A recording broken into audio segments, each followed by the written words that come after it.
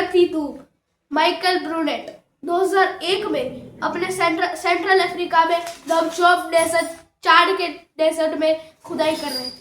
तभी वहां पे खोदते खोदते उनको एक स्कल मिला जो अभी तक मतलब साइंटिस्ट ने कभी अभी तक देखा नहीं। उनको एक ऐसा स्कल मिला जो आज तक हमारे स्पीसीज चार्ट में जो भी पूरा ह्यूमन इवोल्यूशन है उसमें था ही नहीं।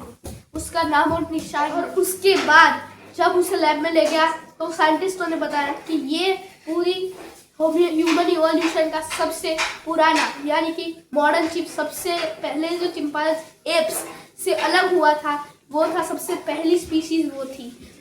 आओ आज के इस वीडियो में जानते हैं ह्यूमन इवोल्यूशन के बारे में।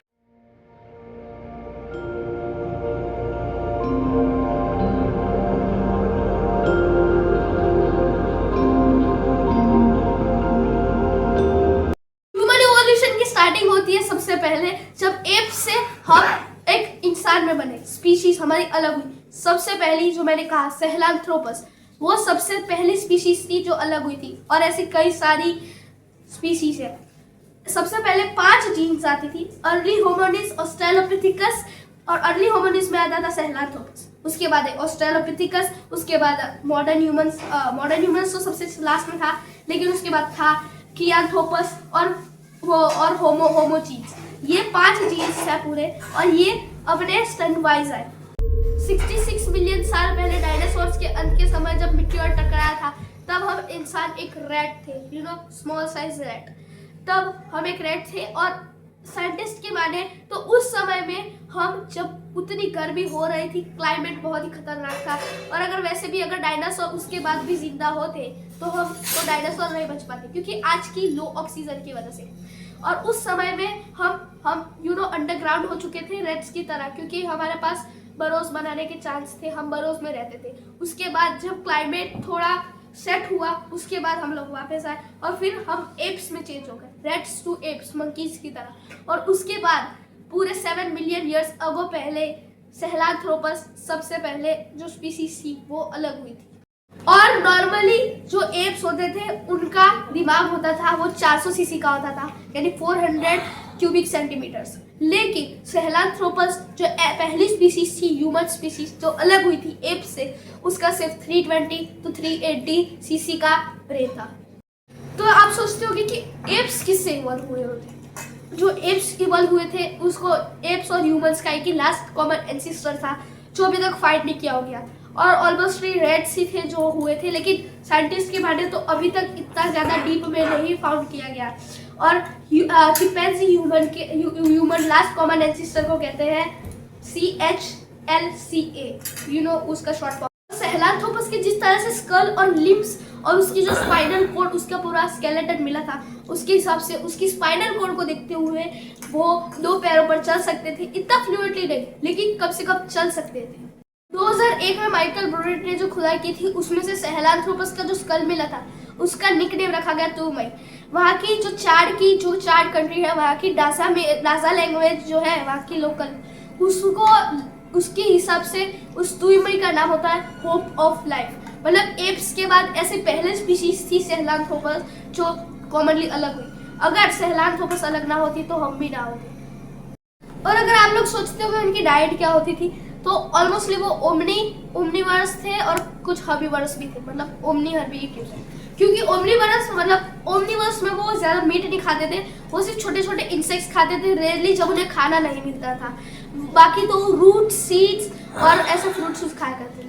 और उनके रीजन के हिसाब से अगर देखा जाए तो वो ऑलमोस्टली सवाना बायोम्स में रहते थे। सवाना जहाँ पे ये हाथी ज्यादा होते हैं, सवाना बायोम्स होता होगा। सहेलांथ्रोपस जो 7 मिलियन ईयर्स पहले अलग हुआ था, उसके बाद कई मिलियन साल बाद 2.5 मिलियन साल पहले होमो हैबिलिस इवॉल्व हुआ। होमो हैबिलिस को हैंडीमैन भी कहा जाता है क्योंकि होमो हैबिलिस ऐसी पहली स्पीशीज थी जिन्होंने अपने हाथ से स्टोन टूल्स बनाए थे पहली बार बोन से और उससे, और वो लोग उसे शिकार किया करते थे। उसके बाद 2.5 मिलियन साल के बाद 1.9 मिलियन ईयर्स पहले उनकी कजिन होमो हैबिलिस के कजिन होमो इरेक्टस जो माने जाते हैं शायद, वो 1.9 मिलियन साल पहले उन्होंने आग की खोज की थी। उन्होंने आग की खोज से हमें बहुत ज़्यादा कुछ मिला था। आग की खोज से वो मीट पका के खा सकते थे और वो जानवर से भी बच सकते थे, क्योंकि उस टाइम पे बहुत ही ज़्यादा जो उनकी सर्वाइवल परसेंट बहुत ही कम हो चुकी थी। और वो सिर्फ अफ्रीका में नहीं रहे थे, उसके बाद होमो इरेक्टस और होमो हैबिलिस ऐसे थे स्पीशीज जो इवॉल्व होके दूसरे जगह गए थे, यानी कि एशिया, यूरोप और भी बहुत सारी जगह पे वो लोग गए थे। और उसके बाद जब आइस एज आए तो होमो नेदरलैंड्स कंट्री नहीं, नेदरलैंड्स उसका नाम था, नेदरलैंड्सिस, वो ऐसी स्पीशीज थी जिन्होंने अपने आप को ठंडी में रहने के काबिल बनाया। वो यूरोप में रहे थे आइस एज के समय, वो इवॉल्व होके यूरोप गए थे। ये पहली स्पीशीज है जिसने अपने आप को ऐसा बनाया कि वो ठंडी में रह सके, और वो काफ़ी ज़्यादा मस्क्यूलर भी थे। उसके बाद 300,000 साल पहले आया होमो सेपियंस, यानी कि आज के हम होमो सेपियंस। लेकिन अब सोच रहे होंगे इतनी सारी स्पीशीज है, इससे भी मैंने जो दिखाए उससे भी ज़्यादा स्पीशीज है, ऑलमोस्टली 40-50 जितनी स्पीशीज होगी, तो वो कैसे गायब हो गई, वो कैसे गायब हुई? और यहाँ तक जो पहले एप्स से हम इवॉल्व हुए थे वो एप्स भी बचे हुए हैं, मंकीज और चिंपैंजी। तो ऐसा तो क्या हुआ उनके साथ कि वो विलुप्त हो गए और सिर्फ हम होमो सेपियंस और एप्स बचे? इसका मैं अच्छे से एक और वीडियो बना दूंगा अगर आपको चाहिए तो। और उसके बाद 10,000 साल पहले हमने सीखा फार्मिंग।